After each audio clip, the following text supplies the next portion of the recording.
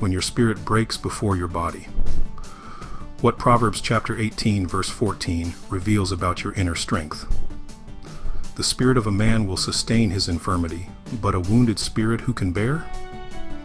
That's Proverbs chapter 18 verse 14 from the King James Version. Ever feel like you're breaking on the inside? Let me ask you something personal. Have you ever felt like you were holding it together on the outside while silently falling apart inside? Your body keeps moving, your mouth keeps smiling, but your heart is crumbling quietly. You're not alone. And more importantly, the Bible doesn't ignore your struggle. Proverbs chapter 18 verse 14 is one of those verses that hits like a truth bomb. It goes beyond surface level inspiration and dives deep into the root of what keeps us standing or makes us fall. It tells us that the real battlefield isn't outside, it's in the spirit. In this post, we're going to unpack the power of your inner life, how it connects to your faith, and why your spirit needs more attention than your schedule, your status, or even your physical health. So buckle in, because this journey could reshape how you handle suffering, burnout, and spiritual warfare. The spirit of a man, what does it really mean? Let's break down Proverbs chapter 18 verse 14. In the King James Version, the spirit of a man will sustain his infirmity, but a wounded spirit who can bear. The Hebrew word for spirit here is ruach, meaning breath, wind, or inner life. It's your emotional, psychological, and spiritual engine. It's what breathes purpose into your actions, direction into your thoughts, and endurance into your pain. It's also where you encounter God. This verse is more than a philosophical observation. It's divine revelation about your spiritual anatomy. When your spirit is whole, you can endure hardship. But when your spirit is crushed, all bets are off. Even strong people collapse when their spirit caves in. So the key takeaway? Your body isn't what sustains you. Your spirit is. What's really being said? Let's look at the two halves of the verse. First, the spirit of a man will sustain his infirmity. Here, sustain means to endure, carry, or support. You can be physically sick, emotionally bruised, or relationally drained. But if your spirit is strong, you can keep going. This is why some people with terminal illnesses radiate hope, while others with perfect health are crushed by despair. The difference isn't their circumstances, it's their spirit. Second, but a wounded spirit who can bear. This rhetorical question hits hard. It implies that no one, not even the strongest among us, can carry the weight of a crushed spirit alone. This is the breaking point, the moment when even the best motivational quote won't help, when church attendance alone won't heal you, when your Instagram Bible verse isn't enough. A wounded spirit needs divine intervention. You are more than what you do. Solomon didn't write this in isolation.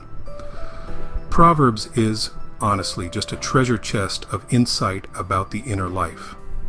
Again and again, Solomon shows us that the heart, spirit, and soul are the wellspring of life. Check out these parallel verses. Proverbs chapter 4, verse 23.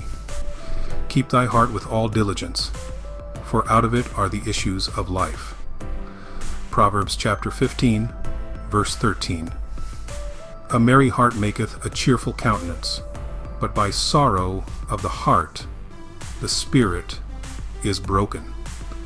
And Psalm 34, verse 18. The Lord is nigh unto them that are of a broken heart, and saveth such as be of a contrite spirit.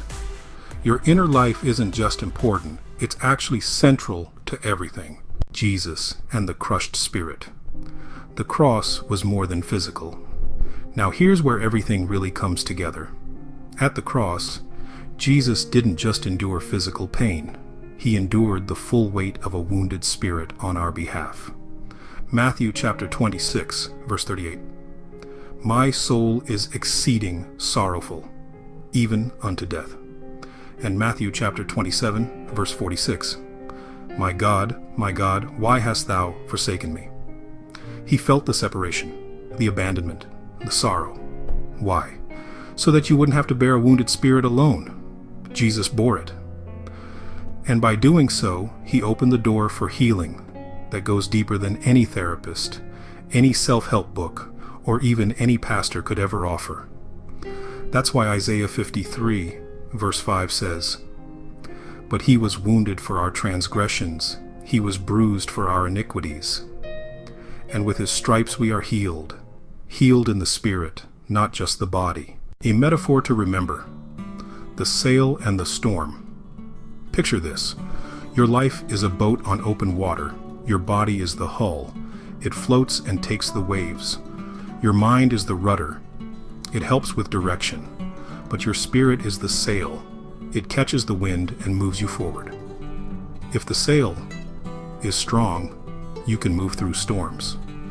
But if the sail is torn, you're adrift.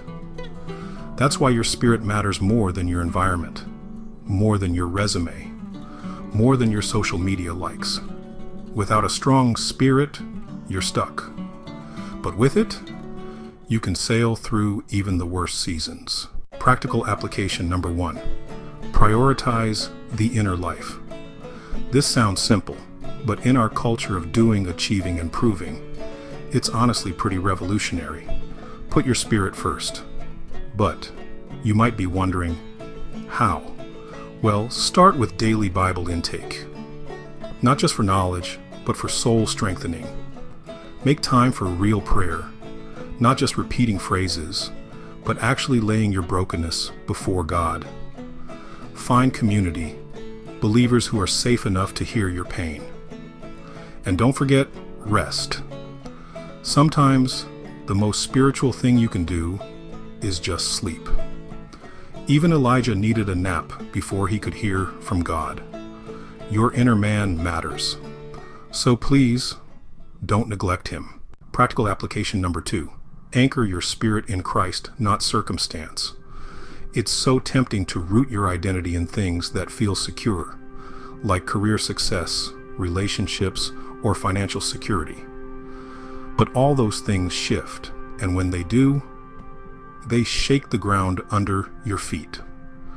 Unless your feet are planted on Christ, the solid rock. Paul said it best, though our outward man perish, yet the inward man is renewed day by day. That's from 2 Corinthians chapter 4, verse 16. Anchor your spirit in Jesus, and you'll find a strength that honestly outlasts storms. Final thoughts. What holds you up isn't what you think. Let's bring it full circle. The most important strength in your life isn't physical. It's not even mental. It's spiritual. That's the strength that sustains you in crisis, keeps you standing when everything's falling, and gives you joy in the middle of sorrow. If your spirit is broken today, don't hide it. Bring it to the one who understands, who carried a crushed spirit for you, and who rose again to make you whole.